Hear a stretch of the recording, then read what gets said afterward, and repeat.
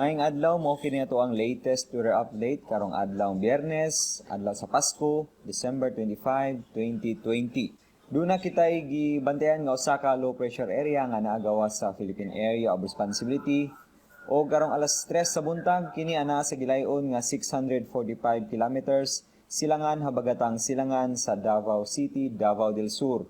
Ug ang trough or extension niining LPA mo nagapekto karon diri sa Kabisayaan ug sa Mindanao. Ug tungod niining low pressure area sa ato ang forecast karong mosunod na 24 oras, ang Metro Cebu apil na gyud ang katibuk-ang bahin sa Kabisayaan. Padayon kitang makasinati niining pagkamadag-umon sa kalangitan, din na kitay mga katag-katag ng mga pag-ulan ug mga pagpanugdog ug kilat. Busa atong gipahimangnuan ato ang mga kaigsuonan na magamonitor kita sa ato ang latest nga mga weather update. Ingon man sa mga thunderstorms o heavy rainfall warnings nga issue diri gikan sa ato ang buhatan.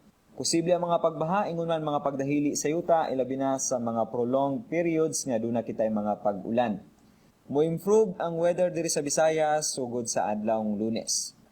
Para sa dugang update, bisitaha mo ang website. Dinhi lang kutob, gikan diri sa Mactan, sa buhatan sa Pag-asa Visayas, DOST, kini si Romeo Aguirre og Malipayong Pasko.